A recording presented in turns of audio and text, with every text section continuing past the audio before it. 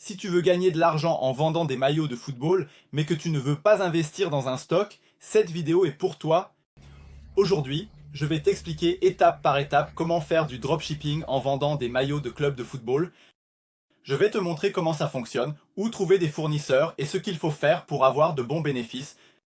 Si tu veux commencer de la bonne manière et éviter les erreurs que beaucoup de gens commettent, reste avec moi jusqu'à la fin. N'oublie pas que j'ai laissé les coordonnées du meilleur fournisseur ici dans la description. Tout d'abord, qu'est-ce que le dropshipping et comment ça fonctionne? Avant tout, laisse-moi t'expliquer rapidement. Qu'est-ce que le dropshipping? Contrairement au modèle traditionnel où tu dois acheter et stocker les produits avant de les vendre, en dropshipping, tu n'achètes que chez le fournisseur. Après que tu as déjà vendu à ton client, le processus fonctionne comme ça. Le client passe commande dans ta boutique ou te contacte sur WhatsApp. Tu transmets la commande au fournisseur et effectues le paiement. Le fournisseur envoie le maillot directement à ton client, c'est-à-dire tu vends sans avoir besoin de stock, sans risque de te retrouver avec des marchandises invendues et sans avoir à investir beaucoup d'argent au départ. Étape 2. Trouver le meilleur fournisseur. Maintenant que tu as compris comment ça fonctionne, la prochaine étape est de trouver un fournisseur fiable. Et ici, je dois te mettre en garde. Tous les fournisseurs qui vendent des maillots de football ne conviennent pas au dropshipping. Tu as besoin d'un fournisseur qui propose des prix inférieurs à ceux du marché pour garantir un bon bénéfice, qualité équivalente à l'original, pour éviter les retours et les réclamations, livraison rapide, car le client déteste attendre trop longtemps.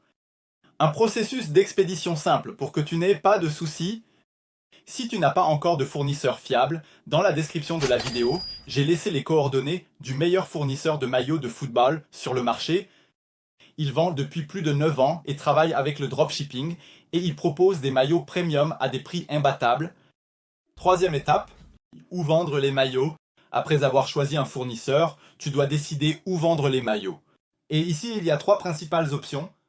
Boutique en ligne propre, créer un site sur Shopee ou un e-commerce peut être une excellente option pour ceux qui veulent un business plus professionnel. Marché, Facebook, marché Shopee et d'autres sites. Il y a déjà beaucoup d'acheteurs à la recherche de maillots d'équipe. Réseaux sociaux, WhatsApp, tu peux vendre directement sur Instagram, TikTok ou WhatsApp.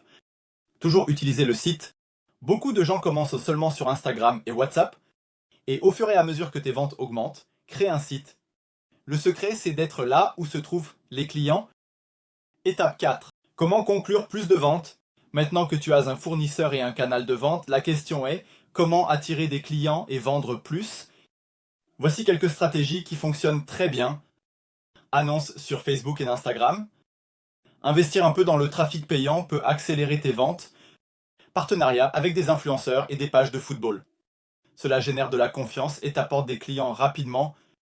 Promotion et réduction. Créer des offres irrésistibles, comme prends 2 et paie moins, peut augmenter ton chiffre d'affaires. Si tu appliques ces stratégies correctement, tes chances de succès augmentent énormément. Étape 5. Principaux. Erreurs à éviter. Maintenant, laisse-moi te prévenir de quelques erreurs qui ont déjà fait abandonner beaucoup de gens le dropshipping de maillots de football. Choisir un mauvais fournisseur. Si la qualité est mauvaise ou si la livraison prend du temps, tu perds en crédibilité et en clients. Ne pas bien calculer le profit.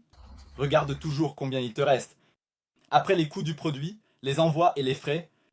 Ne pas offrir de support client. Celui qui vend bien en dropshipping se distingue par un bon service client.